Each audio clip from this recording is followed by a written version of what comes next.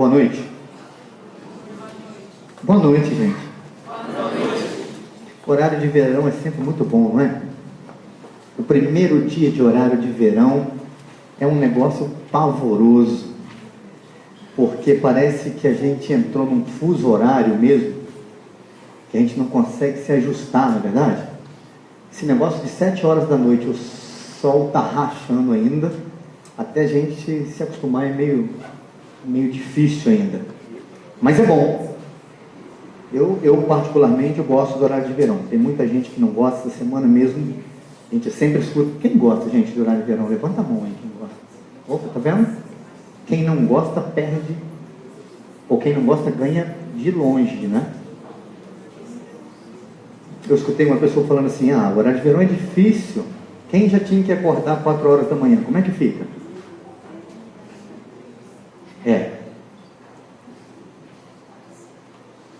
Mais difícil. Tem que acordar às 3. Né? O que eu acho bacana no horário de verão é pensar o seguinte: no último dia a gente ganha 1 hora. Eu também. É o que, né? Motiva. Mas no último dia, não. No último dia. Quando vai ser março, né? Março. Fevereiro? Final de fevereiro, dia tal, nós vamos ganhar 1 hora. Olha que maravilha. Aí o pessoal, é bom poder dormir 1 hora mais. É triste, gente, eu sei, quem pensa assim. Eu queria fazer aqui, enquanto a Lara depois... Lara, deu para descobrir o que houve? Não? Afinal, vai rodar? Ou está pronto agora? Vamos tentar? Que a gente já vê aí os avisos de uma vez, porque eu queria aproveitar esse momento, falando de reforma, para falar do dia 28, fazer mais um apelo aqui na nossa comemoração.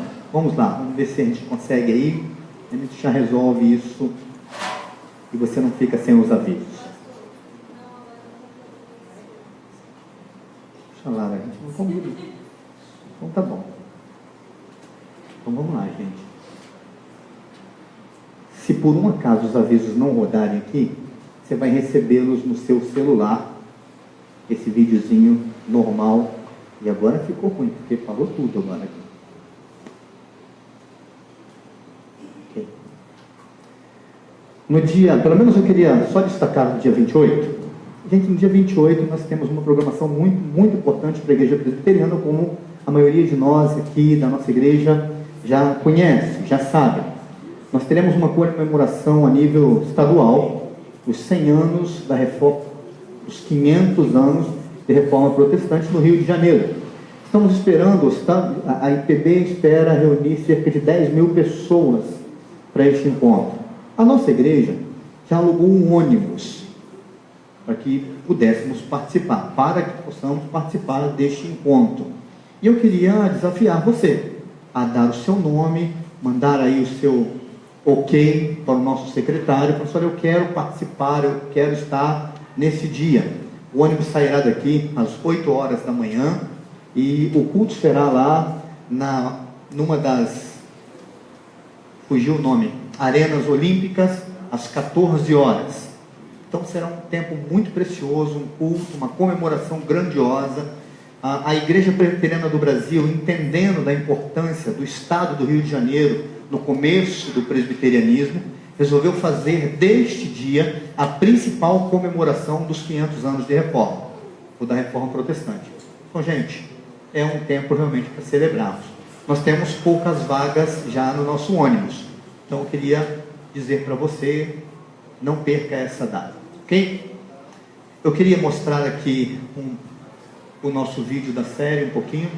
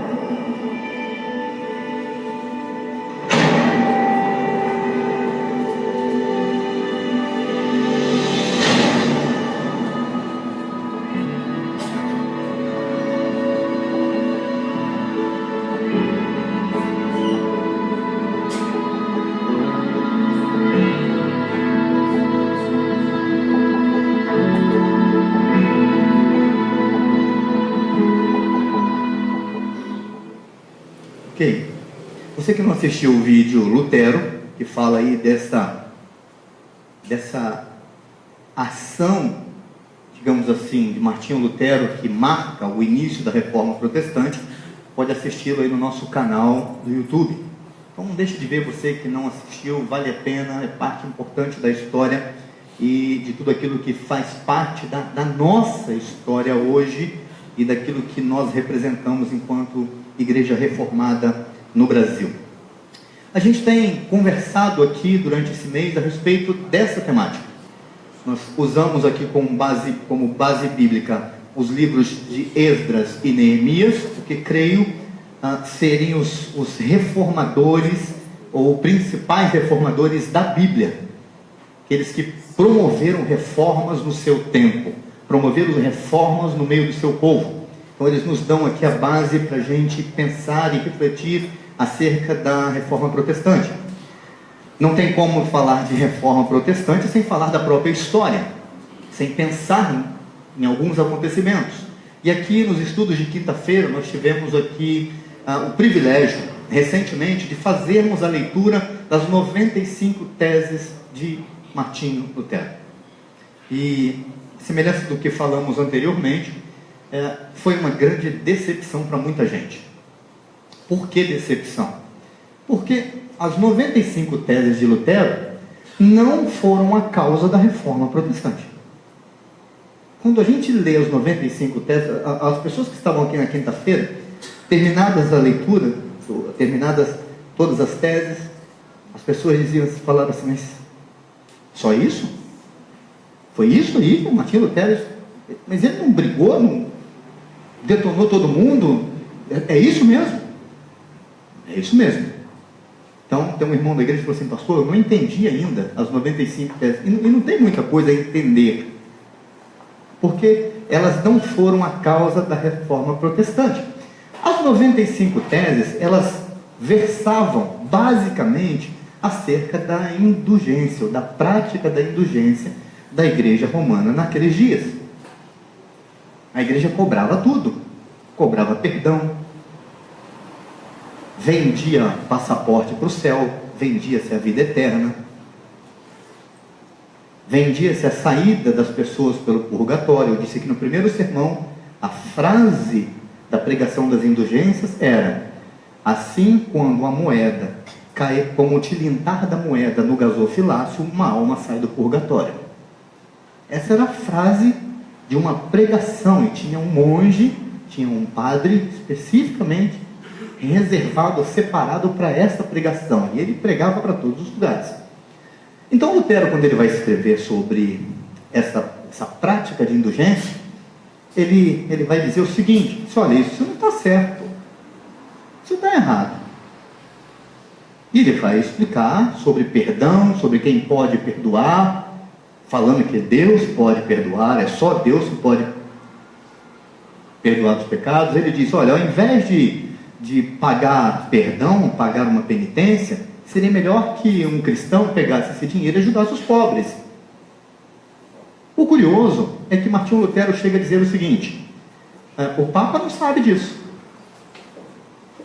Ele diz, aliás, eu até acredito que o Papa tiraria do seu próprio dinheiro para construir a Basílica de São Pedro do que depender das indulgências. Ou seja, Martinho Lutero não briga com a igreja. Ele é um monge. Ele não está brigando, ele não está contra ela. Ele acredita que essa prática é muito ruim e que, de certa forma, apenas um ajuste, uma reforma na sua maneira de agir seria o suficiente. É essa a ideia de Lutero. Ele continua sendo padre, porém, com a mente e o coração disposto a promover reformas. Então, se você não leu as 95 teses, se você for ler, e eu desafio você a ler, porque a gente fala, somos herdeiros da reforma, as 95 teses de Lutero. Ok, você já leu alguma vez? Então leia.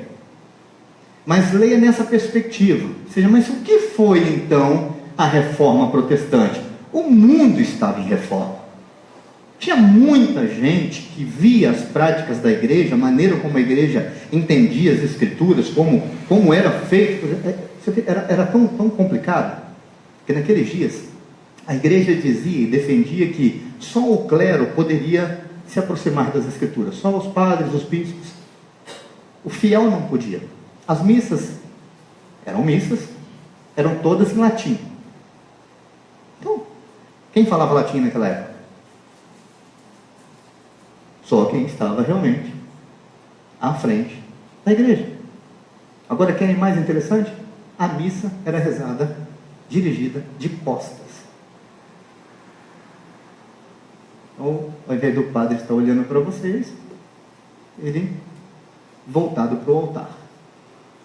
E outras coisas mais, que os reformadores e os pré-reformadores falavam: olha, isso não é certo, não é por aí, a Bíblia não prega isso, a Bíblia não fala disso. Mas só que a igreja era muito forte, os embates começaram a acontecer. Então a gente vê os anabatistas se levantando contra os romanos, contra os católicos. A gente vê até então não existiam os protestantes, eles vão surgindo, mas os luteranos, daí de um determinado tempo para frente, começam a se levantar a respeito dessas questões, e se mistura partido político com igreja, e isso vai virar uma bagunça. Vai morrer muita gente defendendo sua fé, defendendo suas ideologias e principalmente os seus interesses. Então tem muita gente, muito erro de todos os lados. Então conhecer a história é extremamente importante. Então, se você ler as 95 teses, você leia nessa perspectiva. Poxa vida, então tinha realmente mais coisa acontecendo. Tinha gente promovendo reforma dentro dos mosteiros. O casal Isabel e Cisneros, eles fizeram reformas dentro dos mosteiros. Então a turma saía lá de dentro dos mosteiros já com os ideais reformistas na cabeça e fizeram uma revolução. A gente fala, nós como presbiterianos, logicamente que valorizamos muito a figura de Ashbel Green Simonton, primeiro missionário presbiteriano que chegou em terras brasílias. Mas o pastor presbiteriano que fez uma grande diferença, um pastor missionário que fez realmente uma grande diferença na história do presbiterianismo brasileiro, foi um pastor chamado José Manuel da Conceição. José Manuel da Conceição era um padre. Era um padre considerado também um médico prático. Passava pelas paróquias, suas comunidades, nas fazendas, fazendo suas missas, fazendo seu trabalho de padre, curando pessoas, dando remédios, e com ideais, com uma mente toda protestante.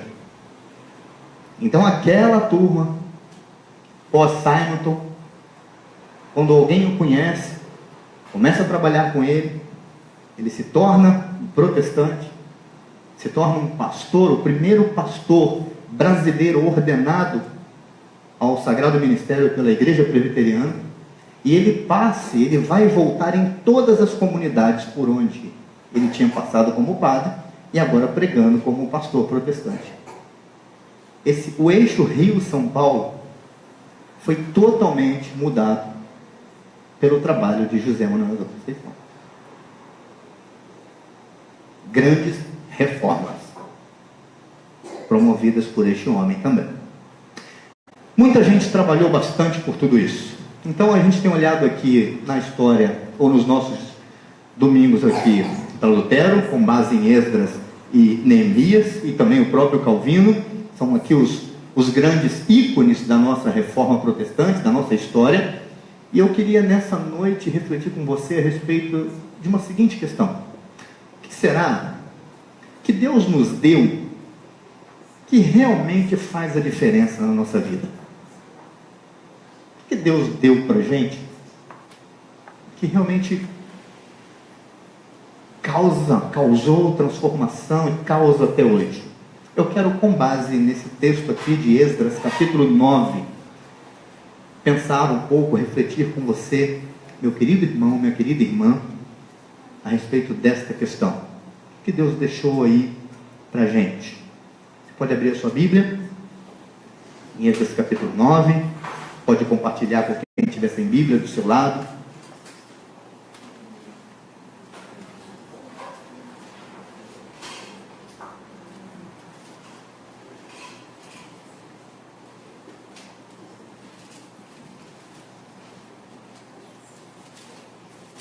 Vou ler todo o capítulo 9,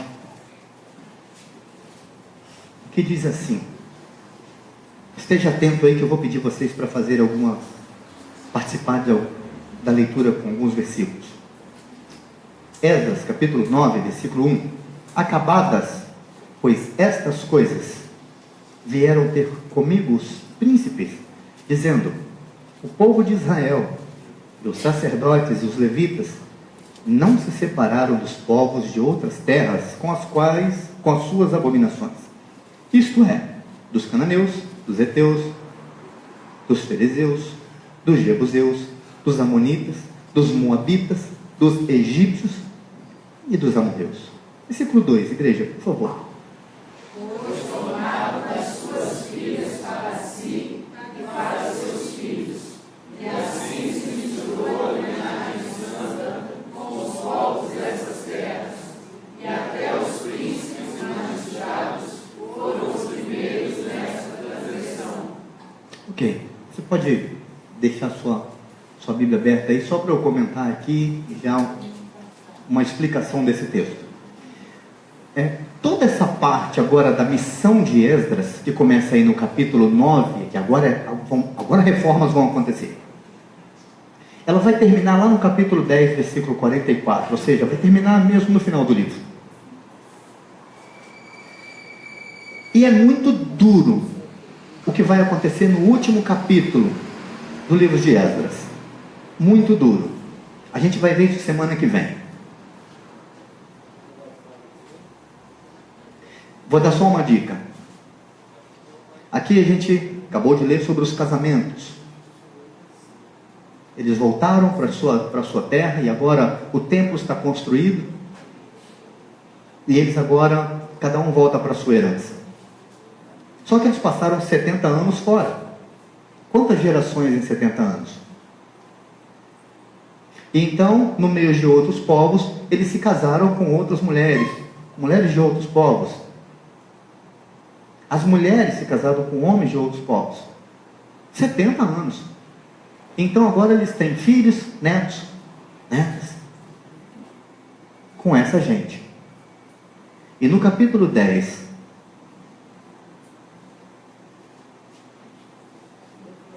Esdras vai fazer realmente uma grande transformação. Porque ele diz, isso está errado, e vocês vão ter que devolver suas mulheres, seus filhos, suas noras, seus netos, porque senão Deus não vai abençoar isso.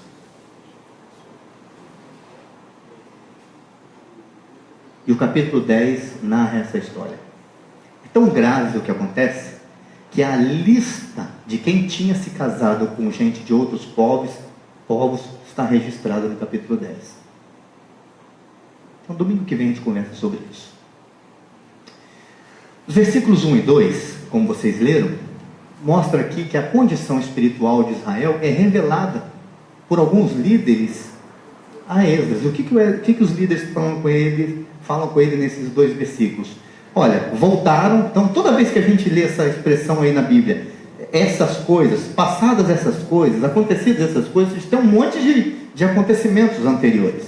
Que acontecimentos são esses? Desde o retorno de Zorobabel com o primeiro grupo, o retorno de Esdras com o segundo grupo, eles começam a reconstruir os muros, como a gente já viu, os muros não, o templo é reconstruído então, e agora o segundo grupo volta, eles voltam com muito dinheiro, com ouro, com prata que o rei tinha dado para eles chegam em segurança. Nós vimos na semana passada a oração de Esdras, no capítulo 8, versículo 21, quando ele chama o povo, na hora de partir para a terra, ele chama o povo para um jejum e ele diz o seguinte: para que a gente vai jejuar? Bom, antes de voltar para a terra, ele diz, para nos humilharmos perante o nosso Deus, para lhe pedirmos jornada feliz para nós, para os nossos filhos e para tudo que era nosso. E eles voltam então. Então, o passado, essas coisas do capítulo 9, são todos esses acontecimentos aqui. Então eles voltam, está tudo certo, fizeram sacrifícios, o povo está muito bem, ou seja, está tudo em paz agora. Voltamos para casa e agora a gente pode seguir a nossa vida. Só que nós não estamos falando de uma cidade, estamos falando de um território. E as pessoas vão, cada um para suas terras, seguindo a sua vida, cuidando da sua vida. E de repente, alguém chega para Esdras e fala assim, olha, a situação do povo não é boa. É o que nós lemos nos 2 versículos. O povo não se separou dos outros povos. Os sacerdotes e os príncipes foram os primeiros a cometer esse delito. E o povo vive nessa situação. Versículo 3. Vamos lá para a reação de Esdras. Ouvindo eu tal coisa, rasguei as minhas vestes e o meu manto, e arranquei os cabelos da cabeça e da barba, e me assentei atônito. Então se ajuntaram a mim todos os que temiam ou tremiam das palavras do Deus de Israel, por causa da transgressão do cativeiro. Porém eu permaneci assentado, atônito, até o sacrifício da tarde. Versículo 5, a igreja. Na hora do sacrifício da tarde, levantei-me da minha humilhação, com as vestes e mantos já rasgados, e pus os joelhos, e estendi as mãos para o Senhor, meu Deus. E disse, meu Deus, estou confuso e envergonhado, para levantar a ti a face. Meu Deus, por que as nossas transgressões e por que as nossas iniquidades se multiplicaram sobre a nossa cabeça, e a nossa culpa cresceu até os céus? Versículo 7, a igreja. Desde os dias de nossos pais até hoje, estamos em grande culpa, e por causa das nossas iniquidades, fomos entregues nossos reis, os nossos sacerdotes, nossos reis de outras terras, e sujeitos à espada, ao cativeiro, ao roubo e à ignomínia, como hoje se vê. A consciência de Esdras, ele disse assim, Senhor, foi por causa do erro dos nossos pais, dos nossos antepassados, que nós passamos 70 anos no cativeiro. Como pode isso? Agora que a gente está diante da terra, voltando, com essa carga, com essa culpa. Versículo 8, ele diz, agora por breve momento, se nos manifestou a graça da parte do Senhor, nosso Deus, para nos deixar alguns que escapem, e para dar-nos estabilidade no seu santo lugar, para nos alumiar os olhos, ó Deus nosso, e para nos dar um pouco de vida na nossa servidão, porque somos servos. Porém, na nossa servidão, não nos desamparou o nosso Deus, antes estendeu sobre nós a sua misericórdia, e achamos favor perante os reis da Pérsia, para nos reviver, para nos levantar a casa do nosso Deus, para restaurar as suas ruínas, e para que nos desse um muro de segurança em Judá e em Jerusalém. Agora, ó nosso Deus, que diremos, pois, ou depois disto?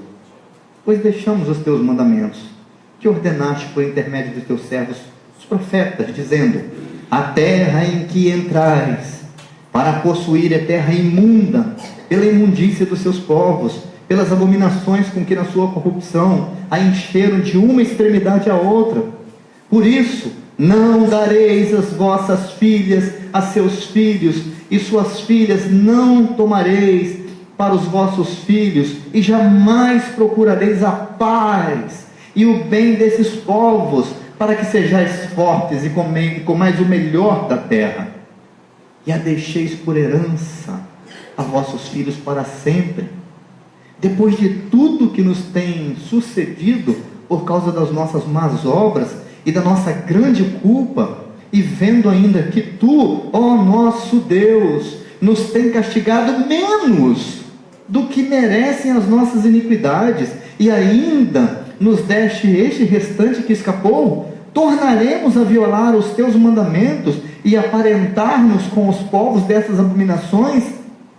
Não te indignarias tu assim contra nós, até de todo nos consumires, até não haver restante nem alguém que escapasse? Ah, Senhor. Versículo 15, a igreja, por favor. Ah, Senhor, Deus de Israel, justo és, pois somos os restantes que escaparam, como hoje se vê. Eis que estamos diante de ti, na nossa culpa, porque ninguém há que possa estar na tua presença por causa disso. Assim, nos versículos 3 e 4, nós vemos o apavoramento de Esdras.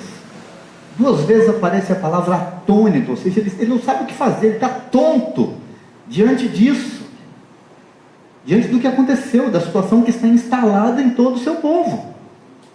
E então ele vai fazer aí essa oração, e nessa oração ele vai fazer essa lembrança diante da gravidade daquilo que representava o pacto de Deus para com o seu povo. E ele rasga suas vestes, se humilha, jejua e ora ao seu Deus. Eu quero convidar vocês para a gente orar. Vamos orar? Mais uma vez. Pai de amor, muito obrigado por estarmos na tua casa, para alguns de nós pela segunda vez nesse dia. Estamos profundamente atingidos, movidos pelo Senhor, que acreditamos que o Senhor nos trouxe aqui. Foi o teu mover, foi o teu querer. A despeito da maneira como o Senhor usou e o que ou quem o Senhor usou para nos trazermos aqui. Agora, diante da tua palavra lida, mais uma vez nessa noite, queremos suplicar o teu olhar cuidadoso, suplicar da tua bênção, pedindo que o teu Santo Espírito nos ilumine, nos esclareça diante de assuntos tão importantes, tão pertinentes e que tem muito a ver com a nossa vida como cristãos, como teus filhos, como o novo Israel de Deus. Nos abençoe, Deus. Esteja o Senhor à frente também deste momento de meditação. Em nome de Jesus. Amém. Em resumo, gente, 3 problemas de Israel, ou 3 problemas que o texto nos mostra. Primeiro, o pecado de Israel. E esse pecado aqui tem nome. O nome é a união com outros povos. Aqui, este é o nome deste pecado. Claro, tem uma série de coisas que vêm atrelado a esta prática aqui, porque quando se casando com outros povos, algumas práticas dos outros povos vêm junto. Então tem uma série de coisas que estão atrelados a isso aqui, mas o nome do pecado aqui é este, é o casamento com outros povos, é a união, é uma relação intensa e profundamente íntima com estes povos. O segundo problema do texto tem a ver com a culpa de Israel. Perceba que coisa interessante. Diante do favor de Deus, Esdras se sente culpado. A culpa que é do povo, que é de todos, ele, o sacerdote, e um homem extremamente zeloso para com Deus, ele assume dizendo, essa culpa é nossa. Nós somos culpados. Eu vou deixar para falar depois sobre cada um deles, para a gente pensar de novo, que a gente já fez isso aqui algumas vezes, mas para a gente pensar um pouquinho de novo no que a culpa faz no nosso coração, na nossa vida. Carregar a culpa nas costas, por alguma coisa, por alguma ação, por alguma omissão. Culpa. Como é difícil agir e lidar com a culpa. A culpa é reconhecida e confessada por Esdras. Nós vimos aqui. Nós temos pecado, não é de hoje, ele diz.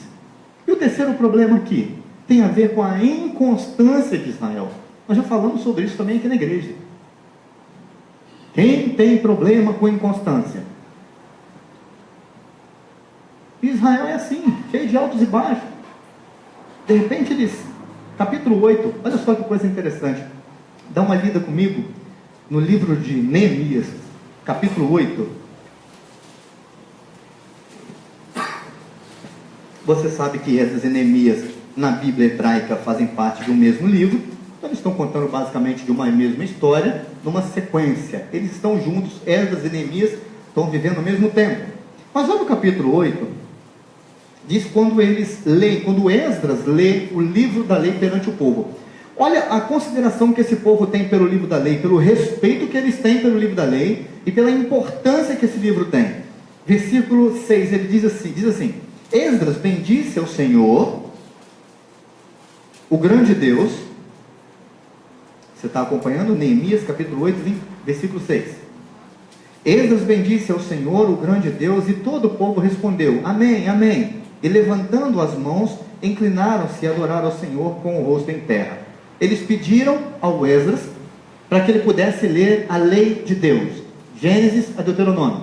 Prepararam um púlpito para ele, ele se coloca diante do povo e todo o povo ao redor dele para ele ler o livro da lei. Ele começa a ler esse livro da manhã e vai até o final do dia. O povo em pé diante do livro e a leitura é feita. Então, percebam. E Jesua, versículo 7. Jesua, Bani, Serabias, Jamim, Acube, a turma aqui que fazia parte dos levitas, ou juntamente com os levitas, ensinavam o povo na lei e o povo estava no seu lugar. Leram no livro da lei de Deus claramente, dando explicações de maneira que entendesse o que se lia. Neemias, que era o governador, e Esdras, o sacerdote, o escriba, e os levitas que ensinavam todo o povo lhe disseram: Este dia é consagrado ao Senhor, vosso Deus, pelo que não pranteeis, nem choreis. E a resposta é: por que disso? Porque todo o povo chorava ouvindo as palavras da lei. Perceba, não tem sermão, não tem apelo, não tem nada. É só a leitura do livro da lei. Esse povo escuta aquilo da manhã até o final do dia, e aquilo mexe com o povo de tal maneira, tamanha importância disso, esse povo chora.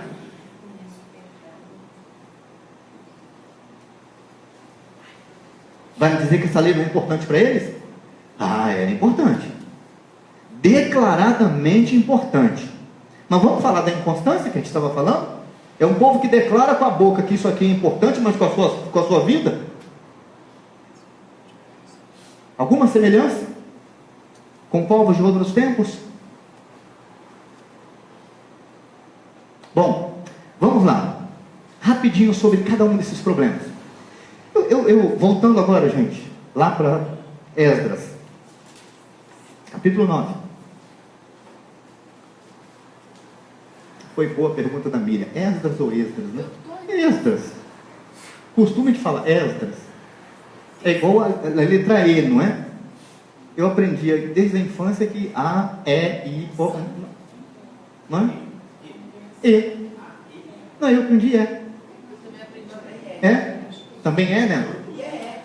Tá vendo? Olha só. Carioca aprendi errado. Ah, desculpa, gente, é um paulista. É um paulista entre nós. Vamos lá. Pecado de Israel. Quando li o início, eu fiquei curioso no seguinte: abominações dos cananeus, heveus, jebuseus. O que esse povo fazia que era tão grave? Porque percebam, a ordem de Deus é a seguinte. E aí, atenção, cristãos, gente que conhece a Bíblia, tá? Que conhece a história. Tem uma turma por aí que fala mal da ação de Deus, dizendo o seguinte: o Deus do Antigo Testamento era um Deus cruel e mandava matar todo mundo. E fato, seguinte, Deus mandou Israel destruir esses povos. Quando vocês entrarem na terra prometida, qual eu jurei para vocês, vocês vão entrar lá e vocês vão matar todos eles. Não deixe ninguém escapar. O povo desobedece, eles deixam alguns sobrar. Dá uma encrenca danada, porque Deus falou assim: ó, eu falei com vocês, e porque vocês não fizeram do jeito que eu mandei, eu vou castigar vocês de novo. E aí a pergunta é: mas por que Deus fez isso? Existiria alguma explicação para isso? Bom, vamos falar sobre alguns deuses dos cananeus e algumas práticas. A gente já conhece o Baal, não é? Baal é nosso conhecido, velho de guerra. Elias e os profetas de Baal. Baal é o deus da fertilidade. Baal é o deus do terremoto, porque ele cuida da terra. Então essa é a história de Baal, a ideia de Baal. Mas o Astarote e Amon e tantos outros deuses faziam parte dos deuses deste grupo dos deuses cananitas, ou dos cananeus, que fazem parte desse grupo de povos aqui, que a gente leu aqui nos versículos 1 e 2, com os quais Israel se misturou. A maioria desses tinha a prática de sacrifícios de crianças. A maioria, para agradar esses deuses, para apaziguar a ira desses deuses. E, segundo o Fundo de Exploração da Palestina, que estuda a Palestina a partir da arqueologia, eles descobriram, num determinado lugar, nos montes, eles encontraram coisas há cerca de 1500 a.C., e de um lugar, ruínas, né? Provavelmente um templo a qual se adorava Baal e a deusa Astarote. Um lugar de 50 metros, 40 metros, um negócio gigantesco com 10 pilastras onde aconteciam os sacrifícios. E no meio de tudo isso, teve um tipo de sacrifício que me chamou muita atenção. É conhecido como o sacrifício dos alicerces. O que era o sacrifício dos alicerces? Quando uma família ia construir uma casa, para que o Deus deles pudesse abençoar a casa, eles pegavam crianças, sacrificavam e colocavam os restos dos corpos dessas crianças nos alicerces das casas, para que Deus pudesse abençoar o seu lar.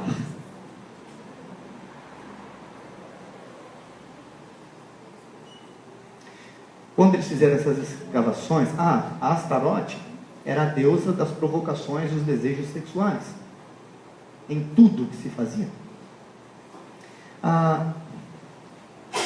Outra coisa que me chamou muita atenção era o sacrifício dos primogênitos. Eu ia dançar se eu estivesse nesse negócio. Eu sou primogênito na minha casa.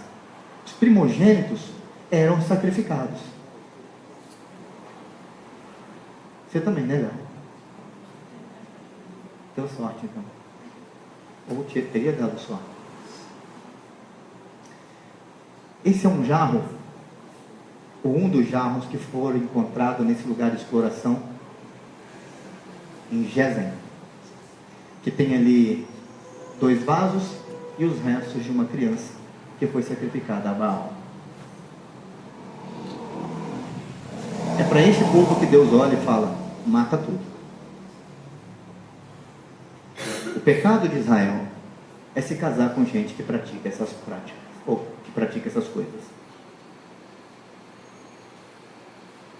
E Deus falou: não se separa com essa gente, não queira paz com essa gente, não faça negócios com essa gente, não busque a paz com esses povos. Bom, segunda questão, a culpa de Israel. Bom, a culpa, gente, ela traz insegurança, traz dúvida. A palavra de Deus diz que quem duvida não avança. Homem que duvida, homem de ânimo dobre, achando que desse jeito você vai conseguir alguma coisa do Senhor, não duvide. A culpa causa primeiro insegurança. Perceba a pergunta de Esdras no versículo 10. Agora, ó nosso Deus, que diremos depois disso? Ou seja, quem pode falar disso? E depois ele vai perguntar: o que vai ser da gente? Nós vamos continuar fazendo isso? Mesmo diante de tudo aquilo que Deus fez, o Esdras está atento, atônito, se sentindo culpado e sem saber o que fazer. A culpa faz isso. Tem confusão na mente dele, não consegue ver a solução disso, não encontra saída, mesmo quando ele diz: Deus esteve conosco. Deus esteve, mesmo a gente sendo servos. O versículo 9 diz isso. A gente era escravo, e, aliás, nós somos escravos ainda, que o grande império ainda acontece. O rei só liberou a gente para voltar, mas o grande império está lá. Nós ainda somos escravos. É a graça de Deus através do rei. Nós somos escravos. Mas mesmo assim o Senhor não nos abandonou. Agora, diante dessa certeza, mas e agora? O que vai ser? Se nós temos o pecado de Israel e a culpa de Israel, nós vemos a inconstância de Israel. De novo.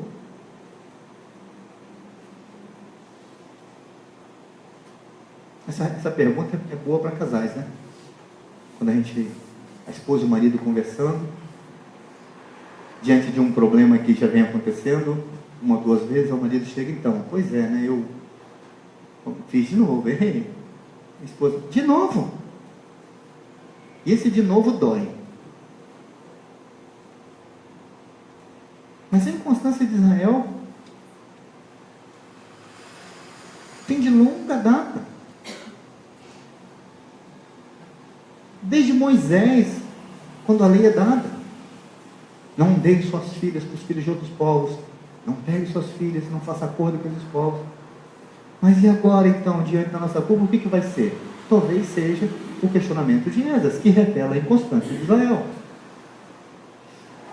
Mas a proposta disso, gente, dessa reflexão nessa noite, é falar sobre coisas que Deus nos deu, que podem fazer a diferença.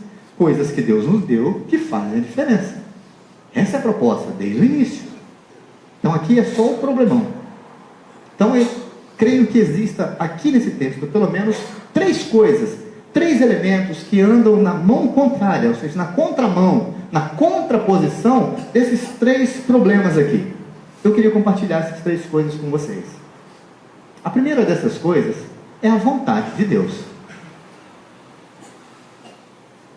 Ela está em contraposição aqui por quê? Porque tudo que a gente vê no capítulo 9, principalmente no relato dos 2 pecados, ou dos 2 versículos, de quais são os pecados de Israel, é contrário à vontade de Deus. Ou seja, o que é a vontade de Deus aqui? Tudo aquilo que é contrário ao que Israel faz.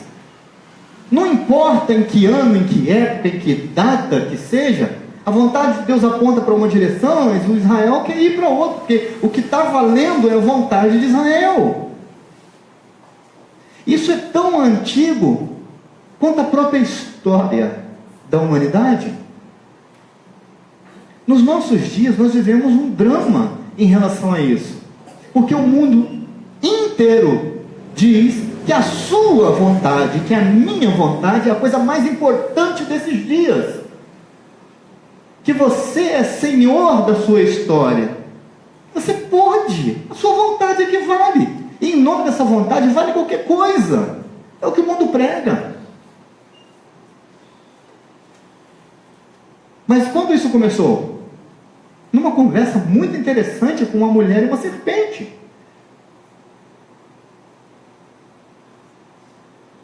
Essa? Foi isso que Deus falou?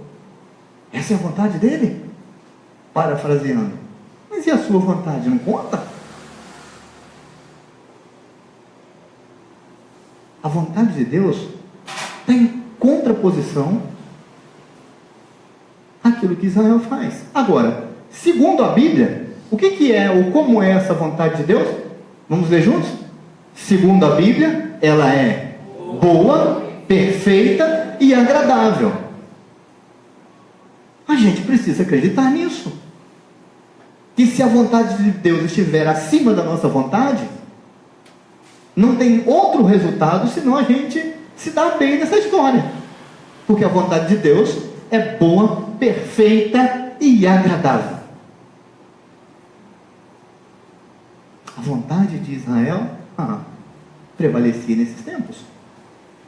Havia corrupção em todas as instâncias do povo. Eu achei isso aqui tremendo. Versículo 2: pois tomaram suas filhas para si, seus filhos, e assim se misturou a linhagem santa com os povos dessa terra, e até os príncipes e magistrados foram os primeiros nesta transgressão. Gente, quando a liderança se perde, o resto vai todo embora. Seja na igreja, seja em casa, seja no trabalho.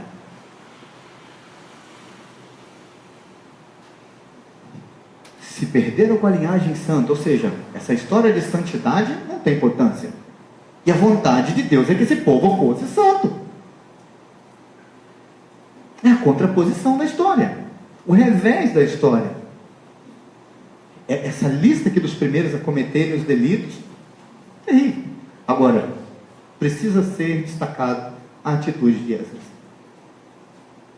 A atitude de Esdras significa: eu não concordo, eu não me conformo com essa situação. Essa é a atitude de Esdras. Essa deve ser a nossa atitude. Eu não me conformo. Com o quê? Com tudo isso que tem sido pregado aí fora. A gente está preparando um tempo muito precioso de reflexão no nosso período de acampamento de carnaval a respeito da família, do resgate da identidade da família. Reserve já a sua data, estou fazendo aqui a propaganda. Muito importante, porque a família tem sido o grande alvo por tudo isso que acontece aí fora. A matéria da Veja dessa semana, desculpa, não dá para concordar como cristão. Nós repudiamos esse tipo de postura da sociedade. Agora, por onde começar? A gente não sabe nem como. Vamos fazer igual essas. Baixar a cabeça, confessar o nosso pecado, o pecado de todo mundo, nos humilhar diante de Deus e acreditar que a vontade dele é boa, perfeita e agradável. Segundo elemento de Deus que eu acredito possa fazer diferença: a misericórdia de Deus. Isso aqui, eu vou estabelecer um paralelo entre eles, ok? Contra o pecado de Israel entra a vontade de Deus, porque o pecado nada mais é do que a vontade do homem em primeiro lugar. Então, para combater o pecado, combater a vontade do homem, que é ruim, imperfeita e desagradável, entra a vontade de Deus. Mas contra a culpa de Israel, vocês são culpados. Culpa, acabou. Então, diante da culpa, o quê? Condenação. Vocês estão culpados disso, de todo o pecado. Para a culpa de Israel, a misericórdia de Deus. E lá na miséria do homem, se encontrar com o homem na sua miséria, se encontrar conosco na nossa miséria, e nos permitir continuar. É fantástico o último versículo que vocês leram nesse sentido. O Esdras diz o seguinte: Senhor, só pelo que o Senhor faz mesmo, porque diante do que a gente fez, a gente não era para estar aqui na sua presença. Não era.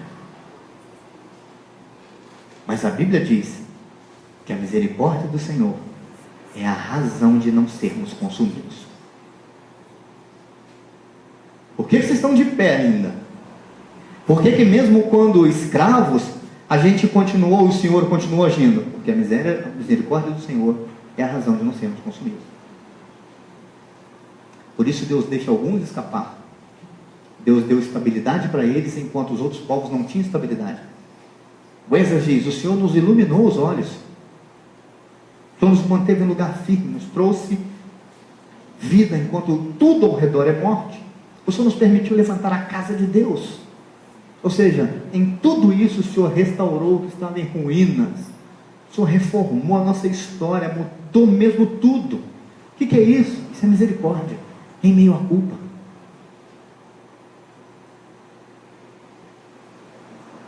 E louvado seja Deus por isso. Então, para o pecado de Israel, nós temos a vontade de Deus. Para com a culpa de Israel, nós temos a misericórdia de Deus. E para com a instabilidade de Israel? E o texto aqui fala de misericórdia.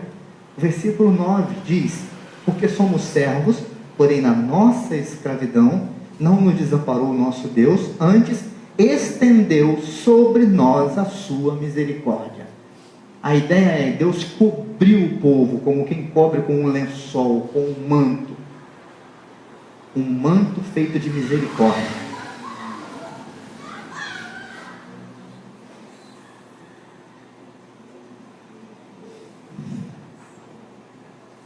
Para com a instabilidade de Israel,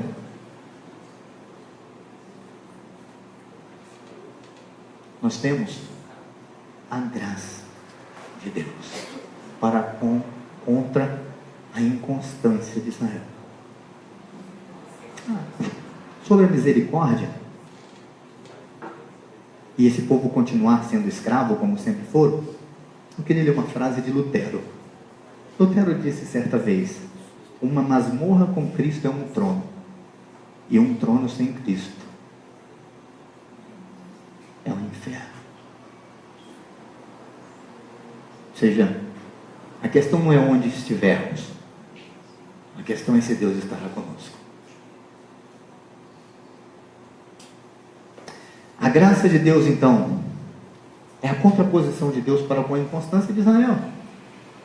E segundo a Bíblia, a graça de Deus é melhor que a vida. A gente cantava isso, né, gente? Lá pelos idos dos anos 70, né? Quem já conseguia cantar nos anos 70, né? A tua graça é melhor que a vida.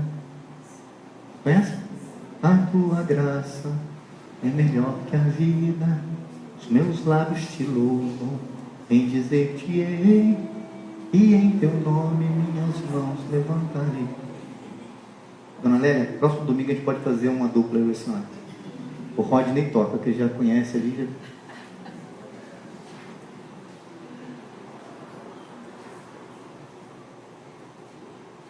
Israel estava colhendo os frutos das suas próprias escolhas.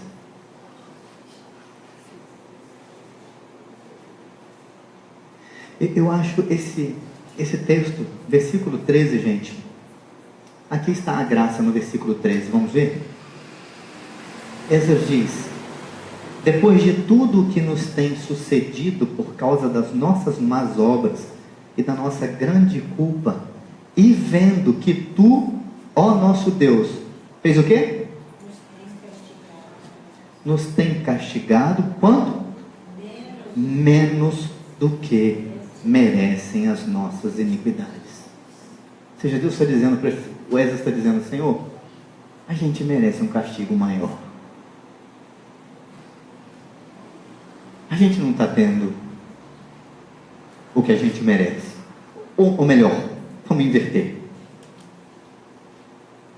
O Senhor está tratando a gente de uma maneira que a gente não merece. O nome disso é graça. É assim. Israel praticou as más obras durante muito tempo. Está carregando a sua culpa por causa disso. E Deus não os tratou conforme merecia.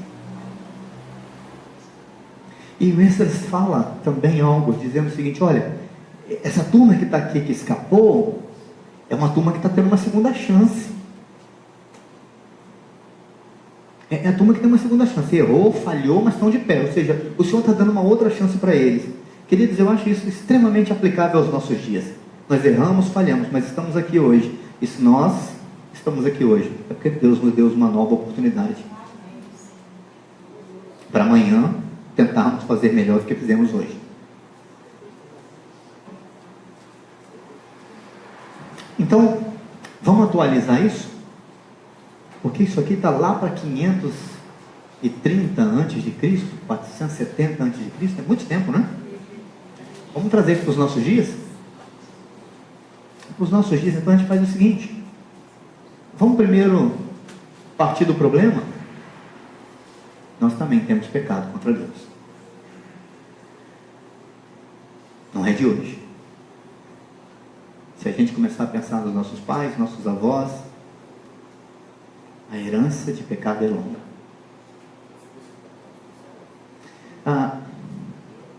Nós também somos culpados de uma série de más ações.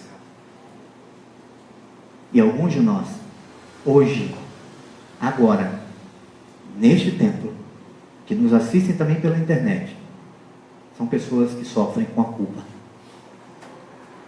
Até sabem que Deus os perdoou, que Deus tratou e levou toda a sua culpa, mas não conseguem se perdoar em uma série de coisas e convivem com a culpa pesando sobre os ombros. Às vezes são culpas longas, de muito tempo, às vezes são culpas dessa semana que nos fazem pesar os ombros. A palavra de Deus nos diz, o salmista falou que enquanto eu calei os meus pecados, o meu vigor se transformou em sequidão de estio. Os meus ossos envelheceram pelo meu constante gemido, porque a tua mão pesava sobre mim dia e noite, por causa da culpa.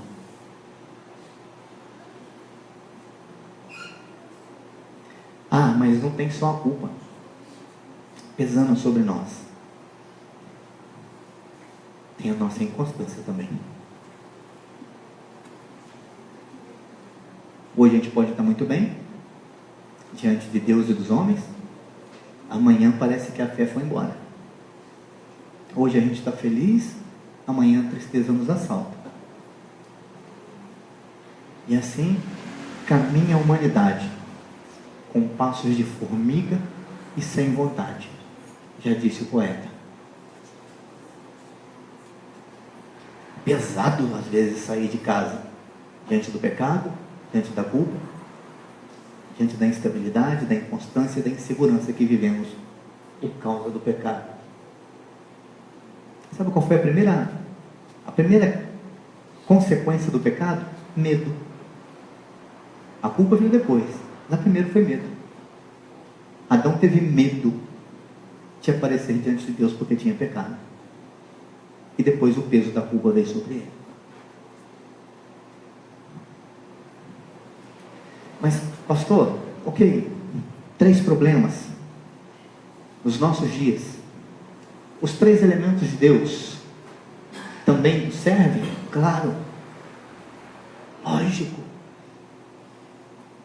Contra o nosso pecado entra assim a vontade de Deus. Contra a nossa culpa entra assim a misericórdia de Deus. Contra a nossa inconstância entra assim a graça de Deus. Mas eu quero destacar aqui 3 perguntas de Esdras. A primeira pergunta de Esdras é: e agora, Deus? O que a gente vai dizer disso? Pensa na gente, nos 3 pecados, nas 3 situações, os 3 problemas, sendo nossos. E agora, Deus? O que vai acontecer depois disso? E o Esdras responde: confissão, arrependimento e humilhação.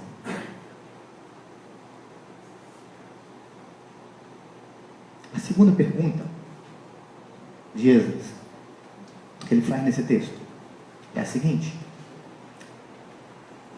tornaremos a violar os teus mandamentos e aparentar-nos com os povos dessas abominações?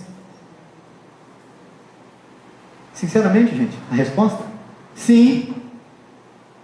Nós vamos continuar pecando, sim. E que mais?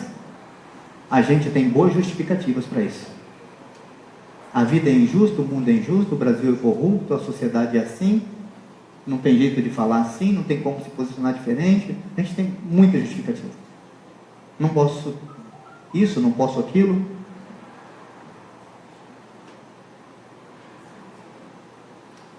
E a terceira pergunta de Esdras: não te indignarias tu, Senhor, assim contra nós, até de todo nos consumires, até não haver restante, nem alguém que escapasse? E a resposta é: não. Indignado? Acredito que Deus fica assim. Irado? Sim. Mas a ponto de destruir tudo e de destruir todos nós? O Esdras confirma: a gente não merece ser tratado assim. E eu acredito que entra um elemento novo nesse texto.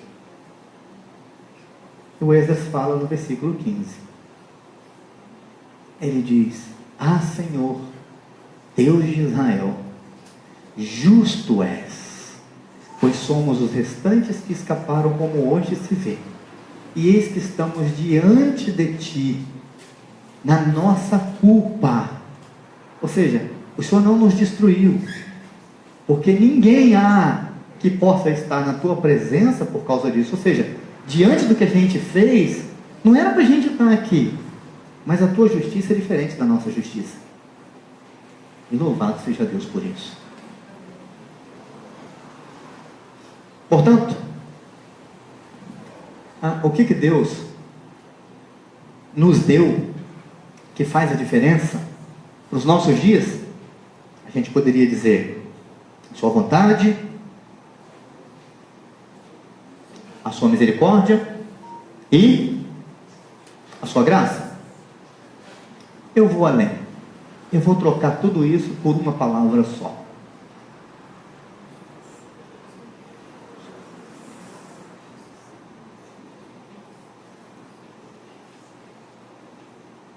Porque para mim, Jesus reúne tudo isso. Ele é a prova maior da vontade de Deus. Jesus é o ato maior da misericórdia de Deus. Quando Deus veio até a nossa miséria para nos resgatar. Jesus é a prova maior da graça de Deus sobre as nossas vidas. Quando se entregou, quando nós não merecemos, se esvaziou, não fazendo usurpação de ser Deus, não requereu para Ele esses atributos.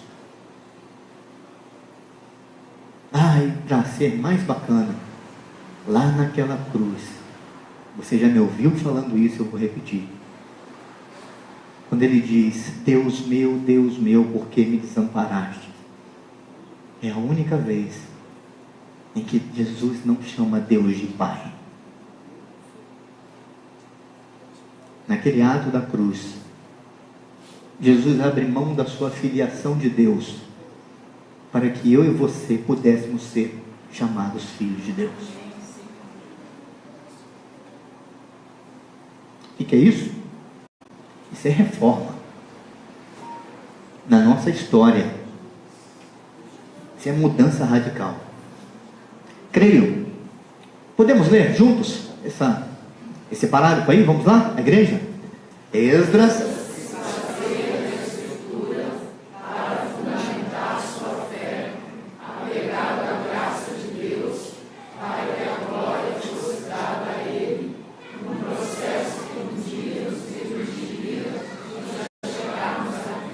Olha só, esse é basicamente o resumo da vida de Esdras. Ele se baseia na escritura, porque nós lemos aqui que ele aprende, ele vai buscar na escritura, ele se compromete com isso para poder ensinar. E ele fala da sua fé em Deus. Nós vimos isso também aqui, quando ele fala: a gente não poderia ter falado com o rei que a gente precisava de soldado, porque a gente tinha falado que Deus ia nos dar segurança. Mas tudo para que a graça ou a glória de Deus continue sendo de Deus. E essa história inteira vai nos fazer chegar a Cristo.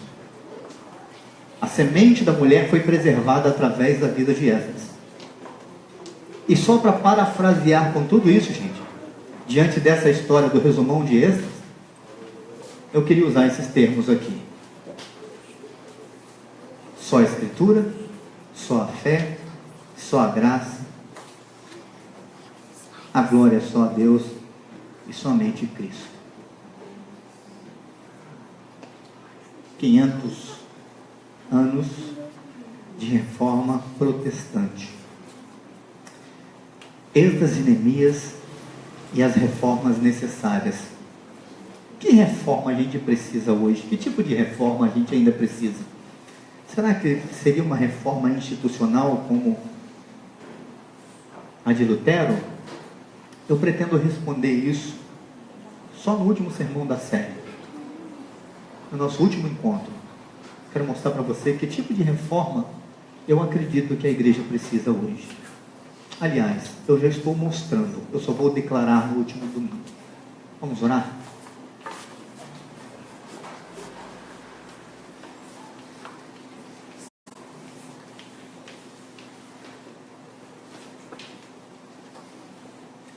Eu queria convidar você a pensar um pouco sobre o nosso pecado, a nossa culpa e a nossa inconstância. Mas queria também convidar você a pensar na vontade de Deus, na misericórdia de Deus, na graça de Deus derramada sobre a minha vida e sobre a sua vida hoje, neste dia.